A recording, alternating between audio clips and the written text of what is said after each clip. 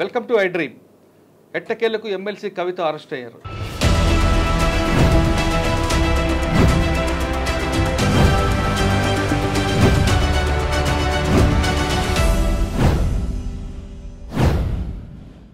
Delhi liquor స్కామ్లో ED అధికారులు ఈరోజు ఉదయం కవిత ఇంటికి వచ్చి దాదాపు 10 గంటల పాటు సెర్చ్ చేశారు. ఆ సోదాల్లో బయటపడతో పాటు గతంలో కవిత ఈడీ ఆఫీస్కి వెళ్ళి ఇచ్చిన సెల్ ఫోన్ ఆధారంగా ఆమెను అరెస్ట్ చేసినట్టు సమాచారం ఉంటుంది. అయితే ఈ విషయం తెలుసుకున్న వెంటనే మాజీ మంత్రి కేటీఆర్ హరీష్ రావు కవిత ఇంటికి చేరుకొని ఈడీ అధికారులతో వాగ్వాదం దిగారు. ఒకసారి ఆ విజువల్ చూద్దాం.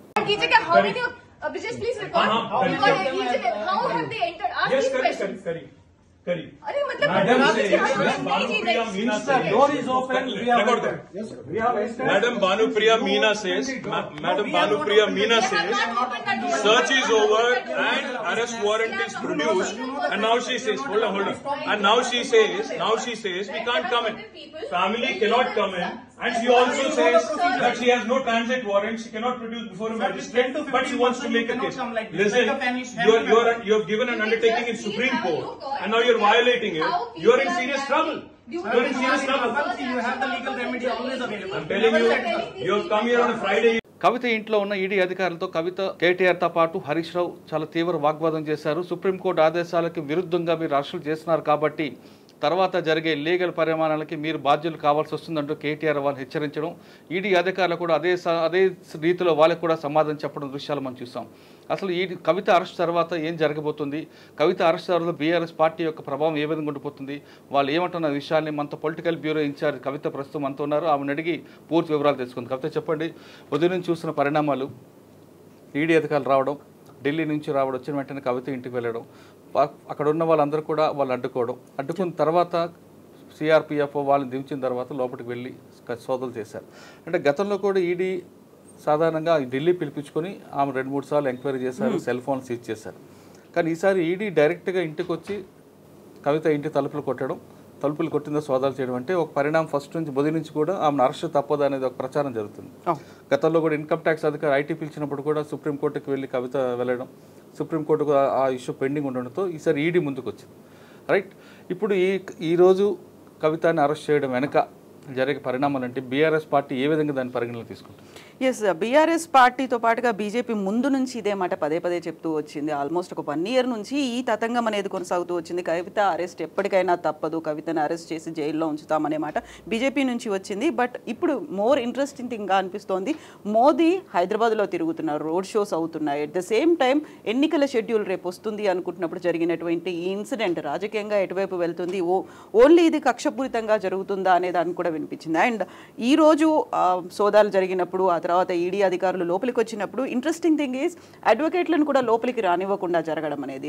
ముందు నుంచి ఈ కేసుని కవిత తరఫున వాదిస్తూ వచ్చినటువంటి భరత్ కుమార్ కూడా అదే మాట చెప్తూ వచ్చారు, మమ్మల్ని లోపలికి రానివ్వట్లేదు. అండ్ ఏమవుతుందో తెలియదు, సుప్రీంకోర్టులో కేసు ఉన్నప్పుడు ఇలాంటి ఇన్సిడెంట్ ఎందుకు చోటు చేసుకుంది, ఫర్దర్గా ఏం జరుగుతాయి అనేది.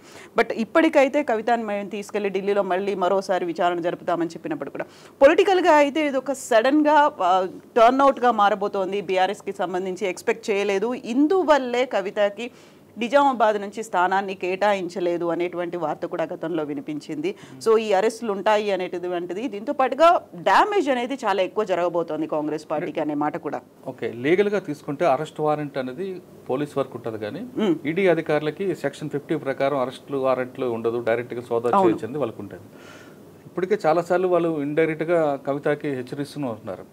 ఈ నేపథ్యంలో మీరు అన్నట్లుగా ఒకవేళ మోడీ వచ్చి ఉన్న టైంలో అరెస్ట్ చేస్తే బీఆర్ఎస్ పార్టీకి నష్టం అంటారా, లాభం అంటారా?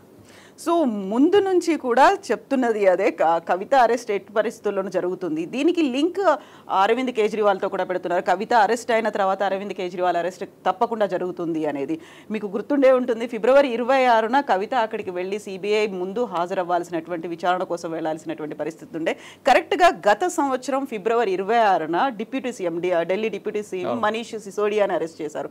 అదే రోజు తనని రమ్మంటే తను వెళ్ళలేదు. ఆ తర్వాత తను ఫర్దర్గా కావాల్సినటువంటి అరేంజ్మెంట్స్, సుప్రీంకోర్టులో కేసు ఉంది కాబట్టి వీటన్నిటి గురించి తను మాట్లాడారు. ఇప్పుడు ఖచ్చితంగా అదొక ప్లస్ పాయింట్ అవబోతోంది అనేది ఉంది. ఇటు బీజేపీ కూడా అదే చెప్తోంది, కాకపోతే బీఆర్ఎస్ అదే చెప్తుంది. అయితే interesting thing is Congress party చెప్తోంది ఇద్దరు కలిసి ఆడుతున్నటువంటి నాటకం. ఈ అరెస్ట్ వల్ల 2 స్థానాలు ఎవరికైనా ఎక్కువగా వచ్చినప్పటికీ కూడా అది వాళ్ళు ఫర్దర్గా ముందుకు ఉపయోగపడుతుంది కదా అని బీఆర్ఎస్ అండ్ బీజేపీ ఇద్దరు కలిసి ఆడుతున్న నాటకంగా కాంగ్రెస్ చెప్తుంది. కాంగ్రెస్ పార్టీ చెప్తున్నట్లుగా ఇది బి టీం అని బీఆర్ఎస్ ముందు నుంచి, అవును రైట్. కానీ బి టీం అయితే ఈ అరెస్టులు అనేది పరం ఉండదు. కానీ ఇప్పుడు అరెస్టులు చేశారు కాబట్టి బీఆర్ఎస్ కి ఇది ప్లస్ అవుతుందా మైనస్ అవుతుందా?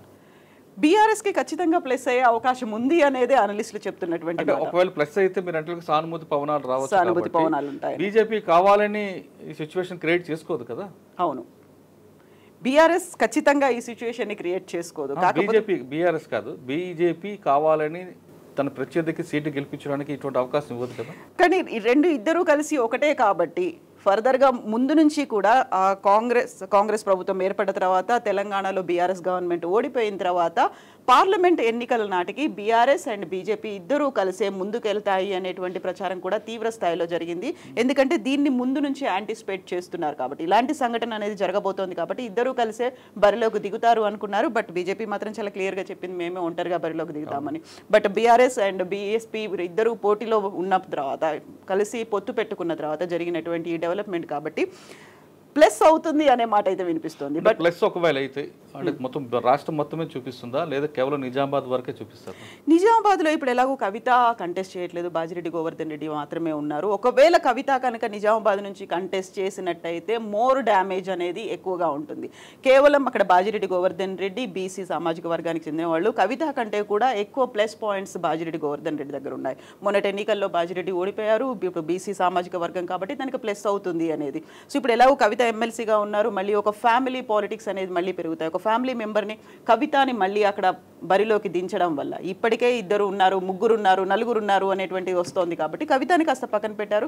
దానికి ఒక రీజన్ ఇవన్నీ కూడా ముందు నుంచి ఎక్స్పెక్ట్ చేశారు. ఎంత సానుభూతి పవనాలు ఉన్నప్పటికీ ఒకవేళ తనే కనుక నిజామాబాద్ బరిలో ఉంటే తనకి అది ప్లస్ అయ్యేది. బట్ ఇప్పుడు తను నిజామాబాద్ బరిలో లేరు, ఇవన్నీ ఎక్స్పెక్ట్ చేశారు కాబట్టి ఈవెన్ అసెంబ్లీ ఎన్నికల్లో కూడా తనని పరిమితం చేసింది కేవలం కోరుట్ల నియోజకవర్గం, ఆ తర్వాత జగిత్యాల నియోజకవర్గానికి మాత్రమే తనకి ప్రచార బాధ్యతలు ఇచ్చారు. మొత్తంగా నిజామాబాద్కి సంబంధించి ప్రచార బాధ్యత లేదు. అండ్ కేసీఆర్ కంటెస్ట్ చేసినటువంటి కామారెడ్డికి కూడా కవితని వెళ్ళనివ్వలేదు. కేవలం ఆ 2 సెగ్మెంట్లలో అప్పుడే తను చెప్పారు చాలా క్లియర్గా, ధర్మపురి అరవింద్ ఎక్కడి నుంచి కంటెస్ట్ చేస్తారో నేను వెంటబడి మరీ నిన్ను ఓడిస్తానని చెప్పారు. సో ఆ పంతం అయితే అక్కడైతే నెరవేర్చుకున్నారు. కోరిట్లలో ధర్మపురి అరవింద్ని ఓడించడం వెనుక పంతం నెగ్గింది అనుకున్నారు. బట్ అదే తను చేసినటువంటి సవాల్ ఫర్దర్గా నువ్వెక్కడ పోటీ చేసినప్పటికీ నీ వెంటపడి మరీ తరిమి నిన్ను ఓడిస్తాను అనే మాట మాత్రం ఈసారి తను నిలబెట్టుకోలేకపోయారు. దానికి ప్రధాన కారణం బీఆర్ఎస్ తనకి టికెట్ ఇవ్వకపోవడం, ఆ తర్వాత ఫర్దర్గా అవుతున్నటువంటి ఈ డెవలప్మెంట్స్. ఉదయం నుంచి చూస్తున్న పరిణామాలు చూస్తుంటే మీరు కాసేపు క్రితమే ప్రకాష్ గారితో కూడా మాట్లాడారు బీఆర్ఎస్ నాయకులు, ఆయన ఒపీనియన్ ఉంది. సో ఆయన ఒపీనియన్ నిజంగా ఈడీ కనుక అరెస్ట్ చేయాలి అనుకుంటే ఎటువంటి ఆధారాలు లేకపోయినా అరెస్ట్ చేస్తుంది. అరెస్ట్ వద్దు అనుకుంటే ఎన్ని ఆధారాలు దొరికినప్పటికీ అరెస్ట్ అనేది జరగదు. ఎందుకంటే ఇప్పటిదాకా వస్తున్నటువంటిది కూడా, వినిపిస్తున్నటువంటి ఆరోపణలు కూడా ఈ దర్యాప్తు సంస్థలన్నీ జేబు సంస్థలుగా బీజేపీ చేతిలో మారిపోయాయి కాబట్టి. బట్ ఎట్టి పరిస్థితుల్లోనూ అరెస్ట్ తప్పదు అనేది మాత్రం ప్రకాష్ గారు చెప్తూ వచ్చారు. ఆ తర్వాత రాజకీయ విశ్లేషకులు కూడా చెప్తున్నటువంటి మాట అదే, అరెస్ట్ ఖచ్చితంగా అవుతుంది అనే మాట. ఓకే, ఫైనల్గా తీసుకుంటే కవితను అరెస్ట్ చేశారని కన్ఫర్మ్ అవుతుంది. ఇప్పుడు ఇక్కడే చూపిస్తారా లేదు మీకున్న సమాచారం ప్రకారం ఢిల్లీ తీసుకెళ్తారా? సో ఇప్పటికైతే ఈడీ అఫీషియల్స్ వీళ్ళెవరు కూడా హైదరాబాద్లో తన్ని అరెస్ట్ చేసినట్టుగా చెప్పట్లేదు. ట్రాన్సిట్ ఆర్డర్ లేదు కాబట్టి మీరు ఎలా ముందుకు వస్తారు, మమ్మల్ని ఎందుకు రానివ్వట్లేదు అనేది ఇమ్మీడియట్గా అక్కడికి చేరుకున్నటువంటి హరీష్ రావుతో పాటుగా కేటీఆర్ కూడా ఈడీ అధికారులతో వాగ్వివాదం జరుగుతోంది. ఆ తర్వాత ఇక్కడి నుంచి తనని ఢిల్లీకి తీసుకెళ్తారు. ఢిల్లీకి ఫర్దర్గా ఇంకా విచారణ కొనసాగాల్సినటువంటి అవసరం ఉంది కాబట్టి ఢిల్లీకి తీసుకెళ్లిన తర్వాత మాత్రమే తనకి అరెస్టుకు సంబంధించినటువంటి సమాచారం వస్తుంది అని అనుకుంటాను. వాట్ డు యు థింక్, మీరు అదే అనుకుంటున్నారా? సాధారణంగా తీసుకుంటే ఈడీకి సిబిఐకి చాలా డిఫరెన్స్ కనిపిస్తుంటుంది. ఇప్పుడున్న మనకున్న సమాచారం ప్రకారం ఈడీకి చాలా పవర్ఫుల్ సెక్షన్స్ ఉంటాయి. సెక్షన్ 50 అనేది చాలా ఇంపార్టెంట్ ఉంటుంది. కవిత చెప్తున్నట్లుగా బీఆర్ఎస్ ఒకవేళ కవిత అరెస్ట్ చేస్తే బీఆర్ఎస్కే ఎక్కువగా ప్లస్ కనిపిస్తుంది కాబట్టి ఈ రాజకీయ విశ్లేషణ పక్కన పెడితే లీగల్గా తీసుకుంటే మాత్రం కవిత అరెస్ట్ అనేది కన్ఫర్మ్ అయింది. ఆమెను ఢిల్లీకి తీసుకెళ్లి అక్కడ ఢిల్లీ లిక్కర్ స్కామ్ ఢిల్లీలో ఉంది కాబట్టి అక్కడ కోర్టులో ప్రొడ్యూస్ చేసిన తర్వాతే మిగతా విషయాలు వస్తాయి. కానీ ప్రస్తుతం ట్రాన్సిట్ వారెంట్ ప్రకారం ఆమెను ఢిల్లీకి తీసుకెళ్తారు. ఇది 24 అవర్స్ టైం ఉంటుంది కాబట్టి రేపు సాయంత్రం వరకు ఆమె ఢిల్లీలో కోర్టులో ప్రొడ్యూస్ అవకాశం ఉంది. ఇది కవిత అరెస్టుపై కవితతో పాటు మిగతా రాజకీయ నాయకుల విశ్లేషణ. దీనిపై మరింత సమాచారం ఐటమ్ చూస్తూనే ఉండండి.